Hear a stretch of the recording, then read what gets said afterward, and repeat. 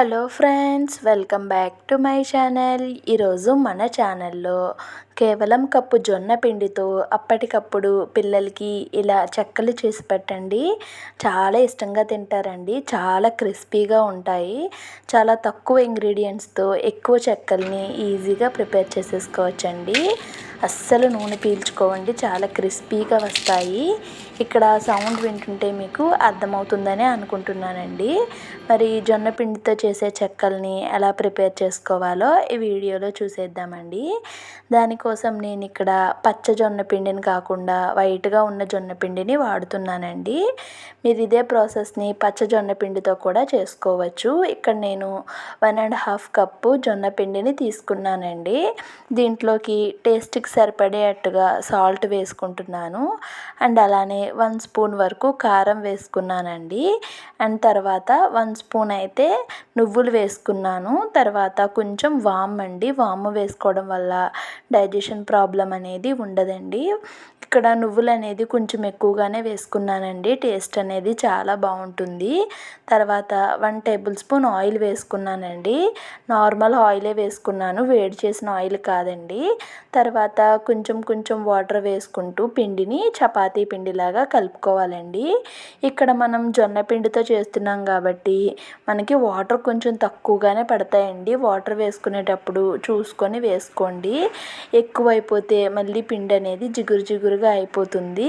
చూసుకొని తక్కువ వాటర్ వేసుకుంటూ పిండిని ఈ విధంగా రౌండ్గా వచ్చేలాగా సాఫ్ట్గా కలిపేసుకోవాలండి. ఇప్పుడు దాన్ని మూత పెట్టి ఒక 5 నిమిషాల పాటు నానబెట్టుకుంటున్నానండి.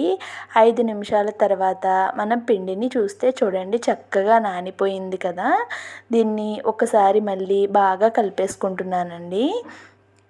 కలుపుకున్న తర్వాత కొంచెం పిండి ముద్దనైతే తీసుకొని మిగతా పిండి ముద్దని పక్కన పెట్టేసుకున్నానండి.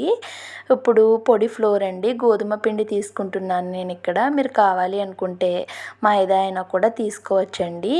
ఇక్కడ మనకి పొడి పిండి అనేది కొంచెం ఎక్కువగానే పడుతుందండి. ఎందుకంటే జొన్న పిండి కాబట్టి మనకి ఫ్లోర్కి అంటుకుపోతూ ఉంటుందండి. చపాతీ ఒత్తుకునేటప్పుడు మీకు ఎంత వీలైతే అంత పలచగా ఒత్తుకోండి, అప్పుడే చెక్కలు క్రిస్పీగా వస్తాయి. పొడిపిండిని కొంచెం ఎక్కువగానే జల్లుకుంటూ మీరు ఇలా పల్చగా చపాతీలాగా ఇక్కడ పిండిని అయితే ఒత్తేసుకోవాలండి. చూడండి, నేను వీడియోలో చూపించిన విధంగా ఒత్తేసుకోండి. ఇక్కడ చపాతీలా ఒత్తేసుకున్న తర్వాత ఇలా రౌండ్గా ఉన్న ఒక బాక్స్ తీసుకొని మనం మంచి సర్కిల్ షేప్లో వచ్చేలాగా వాటిని ప్రెస్ చేస్తే మనకి మంచి రౌండ్ షేప్ అనేది వస్తుందండి. ఇలా చేసుకోవడం వల్ల చెక్కలన్నీ కూడా మొత్తం ఒకే షేప్లో వస్తాయి. చూడటానికి కూడా చాలా బాగుంటుందండి. మీరు కావాలి అనుకుంటే చపాలా చెక్కలు చేసుకునే బల్ల ఉంటుంది కదండి, పూరి ప్రెషరు, దాంతో కూడా చేసుకోవచ్చు. అలా కన్నా కూడా ఈ ప్రాసెస్సే చాలా ఈజీగా ఉందండి. ఇక్కడ మొత్తం అన్నీ కూడా ప్రిపేర్ చేసేసుకున్నాను.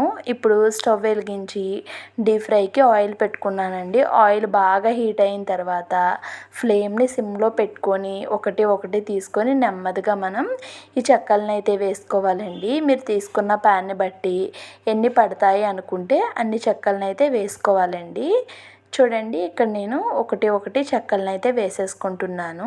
ఒక 8 నుంచి 9 వరకు వేసుకున్నానండి నేను.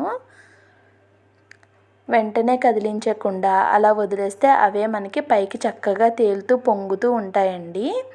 చూడండి ఎంత బాగా పొంగుతున్నాయో. వాటిని 2 సైడ్స్కి కూడా మనం తిప్పుకుంటూ ఉండాలండి. అటు ఇటు తిప్పుకుంటే మొత్తం అన్నీ కూడా ఈవెన్గా ఒకే కలర్లో చక్కగా ఫ్రై అయిపోతాయి. ఈ చెక్కలు మనకి నెల రోజుల పాటు నిల్వ ఉంటాయండి. అంతేకాకుండా తక్కువ క్వాంటిటీలో పిండి తీసుకుంటే మనకి ఎక్కువ క్వాంటిటీలో చెక్కలు అవుతాయండి. చూడండి, వాటిని 2 సైడ్స్ కూడా మంచి కలర్ వచ్చే వరకు ఫ్రై చేసేసుకున్నాను. ఫ్రై చేసుకున్న తర్వాత ఇంకా బయటకైతే తీసేసుకుంటున్నానండి. చాలా టేస్టీగా ఉన్నాయండి, చాలా హెల్దీ కూడాను.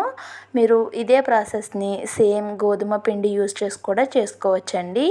కానీ నేను ఇక్కడ జొన్న పిండితో చేశాను. మా పిల్లలైతే చాలా ఇష్టంగా తిన్నారు. ఒక్కసారి మీరు డెఫినెట్గా ఈ జొన్న పిండి చెక్కలను అయితే ట్రై చేయండి. ఇక్కడ ఇదే విధంగా నేను మొత్తం చెక్కలన్నిటిని కూడా ప్రిపేర్ చేసుకున్నానండి. చాలా బాగా వచ్చాయి. ఇక్కడ సౌండ్ ఒక్కసారి వినండి, ఎంత క్రిస్పీగా వచ్చాయో మీకే అర్థమవుతుంది. మరి ఈ జొన్న పిండి చెక్కలు మీకు ఎలా అనిపించాయో కామెంట్స్లో షేర్ చేసుకోండి. వీడియో కనుక మీకు నచ్చినట్టయితే ఒక చిన్న లైక్ చేయండి. So much for watching my channel friends. Bye bye.